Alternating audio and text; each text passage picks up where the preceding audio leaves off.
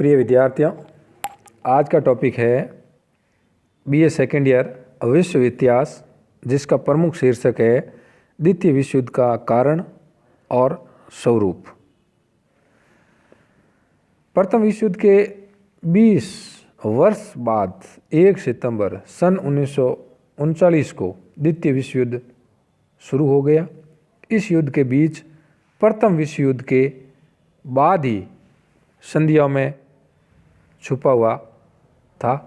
Versailles की संधि जो आरोपित और अपमानजनक संधि थी, जिसमें जर्मन प्रतिनिधियों का अपमान किया गया था। जर्मन जनता ने इस संधि को कभी नहीं माना, बल्कि उसकी धाराओं को तोड़ने को उतावले थे। पेरिस समझौते के फलस्वरूप मार्शल फोच ने कहा कि यह शांति संधि न होकर 20 वर्षों के लिए युद्ध विराम संधि है, और ठीक 20 वर्ष बाद युद्ध प्रारंभ हो गया और मार्शल फोच की भविष्यवाणी सही साबित हुई। प्रोफेसर एजीपी टेलर ने लिखा है कि प्रथम विश्व युद्ध में जर्मनी की समस्या को न केवल अनसुलझा छोड़ दिया, वरन अंत में उसे प्रखर बना दिया। फ्रांस की 40 मिलियन जनसंख्या के विरुद्ध 65 मिलियन जनसंख्या वाले जर्मनी को चाहे उस समय पराजित कर दिया हो, लेकिन उसकी उपेक्षा नहीं की जा सकती थी। यथार्थ में देखा जाए तो दोनों देश ये युद्ध में जर्मनी की समस्या यूरोप की सबसे बड़ी समस्या बनी रही, क्योंकि आखिर में इसी कारण द्वितीय विश्व युद्ध शुरू हुआ। फ्रांस यह अच्छी तरह जानता था कि जर्मनी अपने अपमान का बदला जरूर लेगा और वह उस पर भविष्य में आक्रमण करेगा। इसलिए उसने पहले ही वर्साई की संधि को बहुत कठोर बनवा दिया था, और इसके अलावा भविष्य में सुरक्षित रहने के लिए सैनिक तैयारी कर रहा था। फ्रांस धीरे धीरे अपने मित्र राष्ट्रों से दूर होता चला गया। अमेरिका जैसा ताकतवर देश अपनी नीतियों के कारण संपूर्ण यूरोप से अलग हो गया। उसने हस्तक्षेप की नीति अपना ली। इंग्लैंड अपनी आंतरिक व्यवस्था को मजबूत करने में लगा। इटली संधियों में जो इटली था वो संधियों से असंतुष्ट था, इसलिए वह संशोधनवादी शक्तियों से मिल गया। वहाँ भी मुसोलिनी के नेतृत्व में फासिस्ट शक्तियों का विस्तार होने लगा। वह जर्मनी के हिटलर की अधिनायकवादी प्रवृत्ति का सहयोगी बन गया, और फिर विश्व एक बार फिर अशांति की ओर अग्रसर हुआ। जापान अपनी सैन्यवाद प्रवृत्ति की गिरफ्त में आ चुका था। उसने राष्ट्रसंघ की सदस्यता त्याग दी थी। इंग्लैंड की तुष्टीकरण की नीति भी काफ़ी हद तक अधिनायकवादी शक्तियों के उभरने में सहयोग दे रही थी। वह यूरोप में शक्ति संतुलन चाहता था और फ्रांस को यूरोप का शक्ति केंद्र नहीं बनने दे रहा था। इसके लिए जर्मनी का भावात्मक रूप से जो सहयोग आवश्यक था, इन सब के कारण इंग्लैंड और फ्रांस में मतभेद बढ़ते चले गए, जिससे जर्मनी को भी वर्साय संधि में संशोधन करने का अवसर मिल गया था। जापान ने राष्ट्रसंघ की अवहेलना कर 1931 में जापानियों ने मुग्धेन से चीनी सेना को खदेड़ दिया।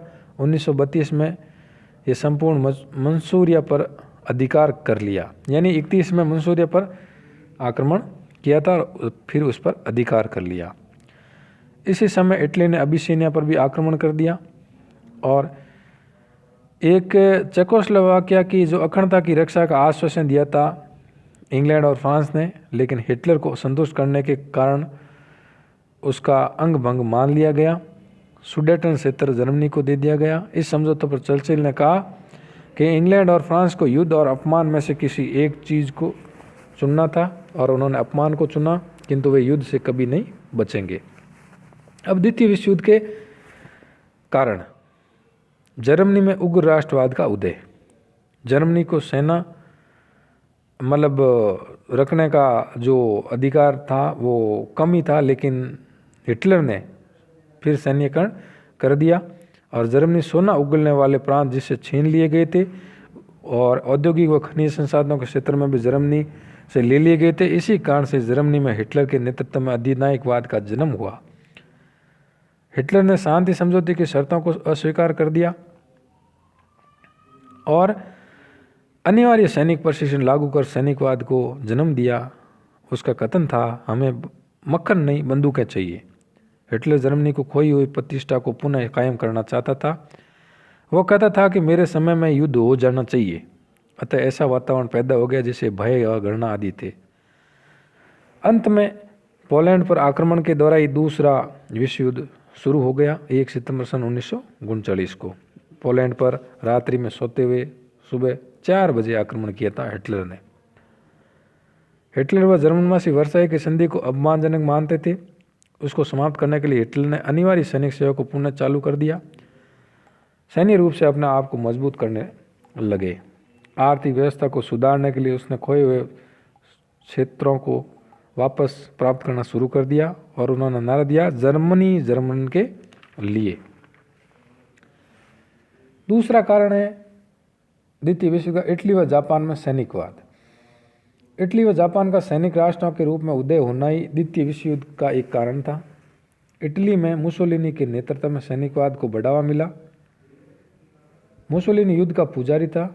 उसका कथन था, युद्ध पुरुष के लिए उतना ही अनिवार्य जितना महिला के लिए मातृत्व। अतः इटली ने साम्राज्यवादी नीति का अनुसरण करते हुए 1935 में अबिसीनिया यानी इथोपिया पर आक्रमण कर दिया। जापान मुत्सुहितो के समय सैनिक राष्ट्र बनने की ओर अग्रसर हुआ। इस प्रकार मंसूरिया पर भी अधिकार कर लिया। फिर है अल्पसंख्यकों में असंतोष। प्रथम विश्व युद्ध की समाप्ति पर कई नए राज्य बने, जैसे चेकोस्लोवाकिया चेक जाति के लिए, जिसमें जर्मन, ऑस्ट्रियन आदि अल्पसंख्यक थे, और इस प्रकार बोलिविया, हर्जेगोविना, सर्बिया आदि प्रांत भी शामिल थे। फिर चौथा कारण है विश्व युद्ध का जो 2 गुटों में विभाजन था। पहला था इंग्लैंड, फ्रांस, रूस। द्वितीय था जर्मनी, इटली, जापान। इन्हें धुरी राष्ट्र भी कहते थे, जैसे रोम, बर्लिन, टोक्यो धुरी के तहत 1936 में बना। इसका मुख्य आधार साम्यवाद विरोधी गुट बनाया। धुरी राष्ट्र सैन्यवाद और अधिनायकवाद का समर्थक था, वही मित्र राष्ट्र लोकतंत्र के समर्थक थे। इनके बीच अधिकार और वर्चस्व की लड़ाई प्रारंभ हो गई और 2 भागों में विभाजित हो गए। अगला कारण है इंग्लैंड व फ्रांस के मध्य नीति भेद यानी मतभेद। दोनों सदियों से एक दूसरे के विरोधी रहे, इंग्लैंड और फ्रांस। इसकी नीति में प्रथम विश्व युद्ध के बाद परिवर्तन आया। जैसे इंग्लैंड यूरोप में शक्ति संतुलन का समर्थक था, जिसके तहत वह जर्मनी को न कमजोर न फ्रांस को अधिक शक्तिशाली बनने देना चाहता था। फिर अगला कारण है आर्थिक मंदी। हथियार निर्माण के कारखानों को चलाने का प्रयास किया गया, अतः आर्थिक विकास के लिए हथियारों का निर्माण किया गया। आर्थिक मंदी के कारण सभी देशों में स्वार्थपूर्ण नीति के तहत आर्थिक राष्ट्रवाद की नीति का अनुसरण किया गया, जिसमें आपसी द्वेष पैदा हुए। इस संकट से अंतर्राष्ट्रीय व्यापार लगभग समाप्त हो गया था। सभी देश अपने देश की आर्थिक व्यवस्था को सुधारने के लिए अन्य देशों को बाजार के रूप में इस्तेमाल करने का प्रयास करने लगे। साथ ही बेरोजगारी को मिटाने के लिए भी छोटे देशों पर आक्रमण करने लगे। अगला है वर्साई की संधि की जो विसंगतियां थी, वो अपमानजनक संधि। 8 फरवरी 1918 को शांति के लिए विल्सन ने 14 जो सूत्र पारित किए, वो जैसे आत्मनिर्णय का सिद्धांत, समुद्र की स्वतंत्रता, सीमाओं का सम्मान, राष्ट्रसंघ की स्थापना। अगस्त 1918 में जर्मनी ने अंतिम आक्रमण किया जो असफल रहा। सितंबर बुल्गारिया, अक्टूबर टर्की, नवंबर ऑस्ट्रिया, 11 नवंबर जर्मनी ने आत्मसमर्पण कर, जिसने 11 नवंबर 1918 के दिन 11 बजे युद्ध विराम संधि पर हस्ताक्षर किए। 18 जनवरी 1919 को पेरिस में शांति सम्मेलन प्रारंभ हुआ, जिसकी अध्यक्षता फ्रांस के प्रधानमंत्री क्लीमेंसो ने की। इन्हें बिग 4 कहा जाता था: America, France, England, Italy. Wilson यानी वुड्रो विल्सन अमेरिका का राष्ट्रपति, लॉयड जॉर्ज इंग्लैंड का प्रधानमंत्री, क्लीमेंसो फ्रांस का प्रधानमंत्री, ऑरलैंडो मेसोटो इटली का प्रधानमंत्री। 28 जून 1919 को एक वर्साई की संधि हुई थी। जर्मनी के बेल और मूलर ने संधि पर हस्ताक्षर किए। इसमें बहुत ही कठोर शर्तें थी जो द्वितीय विश्व युद्ध का कारण बनी। फिर स्पेन में गृह युद्ध प्रारंभ हो गया 1936 में जनरल फ्रैंको के नेतृत्व में। और अगला कारण है राष्ट्रसंघ की भूमिका। इस संगठन का मुख्य उद्देश्य अंतर्राष्ट्रीय शांति और सुरक्षा था, लेकिन राष्ट्रसंघ छोटे छोटे राष्ट्रों के विवाद तो निपटा सकता, लेकिन बड़े राज्यों का नहीं। फिर था हथियारों की होड़, अगला कारण। प्रथम विश्व युद्ध के बाद सभी देशों ने आर्थिक मंदी से उबरने के लिए उद्योगों को चलाया, लेकिन उद्योग निर्माण करने के लिए थे। हथियार ज़्यादा से ज़्यादा वो निर्माण करने लगे, इसलिए वो द्वितीय विश्व युद्ध की ओर अग्रसर हुए।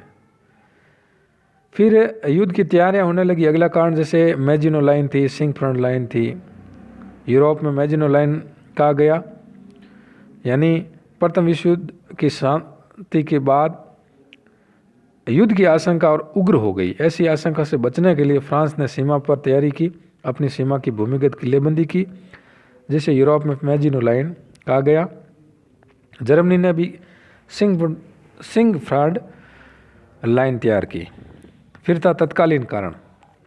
पश्चिमी प्रसा के कारण 1 सितंबर 1939 को जर्मनी ने पोलैंड पर आक्रमण कर दिया। 3 सितंबर को इंग्लैंड व फ्रांस ने पोलैंड के समर्थन में युद्ध की घोषणा कर दी। पोलैंड से जर्मनी ने बाल्टिक सागर तक पहुंचने के लिए मार्ग देने की मांग की। हिटलर ने सोचा कि इंग्लैंड अपनी तुष्टीकरण की नीति के मांग मान लेगा, परंतु इंग्लैंड और फ्रांस ने तब तक अपनी नीति बदल ली थी और पोलैंड को सहायता का वचन दिया। फिर था द्वितीय विश्व युद्ध का आगाज, यानी उसका स्वरूप, क्या क्या घटनाएं घटित हुई वो। जर्मनी ने 1 सितंबर सन 1939 को जर्मनी ने 1 सितंबर सन 1939 को प्रातः 4 बजे ही पोलैंड पर आक्रमण कर दिया, सोते हुए देश पर। हिटलर ने युद्ध के लिए इतनी जल्दी की कि पोलैंड व अन्य यूरोपीय मित्र राष्ट्र को संभलने और कुछ सोचने का मौका ही नहीं दिया, क्योंकि अब सारा यूरोप सो रहा था। वहाँ हिटलर ने द्रुत गति से पोलैंड पर आक्रमण कर दिया, बम्बों से वर्षा की, कारखानों, नगरों, यातायात आदि सड़कों को क्षतिग्रस्त कर दिया, टैंकों की मदद ली गई, पोलैंड को संभलने का मौका ही नहीं दिया। हिटलर ने तेज आक्रमण से जो पोलैंड को मात्र 2 सप्ताह में जीत लिया। उसकी राजधानी पोलैंड वार्सा को चारों ओर से घेर लिया। पोलैंड की सुरक्षा की गारंटी देने का इंग्लैंड और फ्रांस ने अपने वायदे के मुताबिक जर्मनी के विरुद्ध 3 सितंबर को युद्ध की घोषणा कर दी। इसी घोषणा के साथ उपनिवेश जो थे इंग्लैंड के, भारत, ऑस्ट्रिया, कनाडा, दक्षिण अफ्रीका, न्यूजीलैंड आदि ने भी जर्मनी के विरुद्ध युद्ध की घोषणा कर दी। इस युद्ध में रूस भी लंबे समय तक दूर नहीं रहा, क्योंकि जर्मनी द्वारा पोलैंड पर अधिकार हो जाना तो रूस की सीमा जर्मनी से मिल जाती है, उससे जर्मनी से भयंकर खतरा उत्पन्न हो सकता था। इसलिए उसने भी 17 सितंबर 1939 को पोलैंड पर आक्रमण कर पूर्वी क्षेत्र को जीत लिया। इस प्रकार 28 सितंबर को जर्मनी और रूस के बीच एक समझौता हुआ, जिसके कारण पोलैंड को जीतने के बाद जर्मनी को लगा कि अब युद्ध को कोई औचित्य नहीं है। इस प्रकार नॉर्वे व डेनमार्क का भी इस समय पतन हो गया था और 10 मई 1939 को जर्मनी ने फ्रांस पर आक्रमण की घोषणा कर दी। 16 मई को जर्मनी की सीमाओं में भी 60 मील तक अंदर चले गए थे। 10 जून सन 1939 को जो हिटलर और मुसोलिनी थे, उन्होंने ये मोर्चा संभाल लिया था पहले ही, और 22 जून 1940 को जर्मनी तथा 23 जून को यानी 1940 को इटली के मध्य जो एक संधि हुई थी युद्ध विराम की, लेकिन फ्रांसीसी जनरल डिगाल के नेतृत्व में कुछ फ्रांसीसियों ने युद्ध जारी रखा और इंग्लैंड जाकर अस्थायी सरकार का गठन कर लिया। फिर था ब्रिटेन पर जर्मनी का हमला। 18 जून 1940 को इंग्लैंड पर भीषण हमला हुआ। जर्मनी ने लंदन पर अपने बम वर्षक विमानों से भारी तादाद में बम गिरे। इस प्रकार इंग्लैंड को अपना दुश्मन बना लिया। फिर रूस वापस युद्ध में प्रवेश करता है 22 जून 1941 को। हिटलर ने काफ़ी प्रयास के बाद सफ़ेद भालू यानी रूस को जीत नहीं सका। यही पराजय उसकी हार का कारण बनी। पर्ल हार्बर की घटना और अमेरिका का युद्ध में प्रवेश। सैन्यवादी जापान द्वारा प्रभुत्व प्रशांत महासागर में स्थापित करना चाहता था। जापान धुरी राष्ट्र होने के कारण युद्ध में सम्मिलित था। अगली कड़ी में 7 दिसंबर सन 1941 को अमेरिका को बिना चेतावनी दिए उसने 9 सैनिक हवाई अड्डे पर्ल हार्बर प्रातः काल अपने बम वर्षक विमान से हमला कर दिया था। जापान ने पर्ल हार्बर सैनिक 9 अड्डे को नेस्त नाबूद कर दिया। जापान ने समझा कि फ्रांस हार चुका है, ब्रिटेन की स्थिति कमजोर है, अब एक चुनौती अमेरिका ही है, जिसे तत्काल रूप से समाप्त कर इस पर अधिकार कर लिया जाए। इस घटना ने अमेरिका को बड़ा नुकसान पहुंचाया। 2000 सैनिक मारे गए और 2000 घायल हो गए। 9 सैनिक जंगी जहाज, 177 विमान नष्ट हो गए और 8 दिसंबर सन 1941 को अमेरिका व इंग्लैंड ने जापान के विरुद्ध युद्ध की घोषणा कर दी। इस प्रकार अमेरिका भी कूद पड़ा प्रजातंत्र को बनाए रखने के लिए। फिर था विश्व युद्ध की तस्वीर में परिवर्तन, यानी अगले कड़ी में मुसोलिनी और हिटलर को जो अंजाम है वो मौत की ओर खींच रहे हैं। 1941 को उत्तरार्ध व 1942 को पूर्वार्ध तक ब्रिटेन, फ्रांस, अमेरिका को हत्याने पर धकेल दिया। जब वे यूरोप में भारी पड़ने लगे, अमेरिका के युद्ध में प्रवेश से एशिया अफ्रीका के उपनिवेश देशों में हार ने धुरी देशों के जीत के रथ को रोक दिया। अब हारने की बारी धुरी राष्ट्रों की थी। इस प्रकार 10 जुलाई सन 1943 में मित्र राष्ट्र ने इटली को सिसिली पर अधिकार कर लिया। हिटलर मुसोलिनी को कोई मदद नहीं कर सकता था क्योंकि वह समय रूस में फंसा हुआ था। 18 जुलाई को इटली पर आक्रमण। 23 जुलाई 1943 को मुसोलिनी को गिरफ्तार कर लिया गया। फासिस्टवादी को गैर राजनीतिक घोषित कर दिया गया और 3 दिसंबर सन 1943 को इटली ने आत्मसमर्पण कर दिया। इस प्रकार रूस ने जर्मनी की अधिकांश सेना पर आयुध भंडार नष्ट हो गए। 22 अप्रैल सन 1945 को रूस ने बर्लिन पर आक्रमण कर दिया। 2 मई को बर्लिन पतन। 4 मई 1945 जर्मन सेनाओं ने आत्मसमर्पण कर दिया। इस प्रकार हिटलर ने अपनी पत्नी इवानवा के साथ बंकर में आत्महत्या कर ली, गोली खाकर। 1 मई सन 1945 को मुसोलिनी और उसकी पत्नी पैतासी को गोली मार दी गई। 7 मई 1945 को युद्ध विराम संधि पर हस्ताक्षर कर दिए गए और 8 मई सन 1945 को यूरोप में युद्ध समाप्त हो गया। इसके बाद जापान जो एक उभरता हुआ देश था, अब वही बचा था। अब केवल जापान ही बचा था जो युद्ध में संलग्न था। वह जर्मनी व इटली की तरह आत्मसमर्पण नहीं करना चाहता था। अब यूरोप में युद्धबंदी होने से मित्र राष्ट्रों का सारा ध्यान सुदूर पूर्व की ओर हो गया। ब्रिटेन, अमेरिका की फौजें तेजी से बढ़ने लगी। मलाया, फिलीपींस, सिंगापुर को मुक्त करवा लिया। 26 जुलाई 1945 को पोट्सडम सम्मेलन मित्र राष्ट्रों ने जापान से बिना शर्त आत्मसमर्पण करने को कहा, लेकिन जापान नहीं माना। इसके बाद अमेरिका ने 6 अगस्त सन 1945 को हिरोशिमा पर एक बम फेंका जिसका नाम है लिटिल बॉय, परमाणु बम था। फिर 9 अगस्त सन 1945 को नागासाकी पर दूसरा बम फेंका, उसका नाम फैटमैन था। इसकी अगली कड़ी के रूप में टोक्यो शहर पर बम डालने की योजना थी, लेकिन जापान ने बिना शर्त के आत्मसमर्पण कर दिया। 14 अगस्त सन 1945 को एक भयंकर और विनाशकारी युद्ध का अंत हो गया। जैसे ही जापान ने आत्मसमर्पण किया, युद्ध समाप्त। अब हम ये टॉपिक बड़ा होने के कारण इसके जो परिणाम हैं वो हम अगले टॉपिक में पढ़ेंगे। द्वितीय विश्व युद्ध के जो परिणाम थे, क्या क्या परिणाम हुए, कैसा देशों का विकास हुआ, किसका पतन हुआ, किस किस देशों को आज़ादी मिली, हम वो अगले टॉपिक में पढ़ेंगे।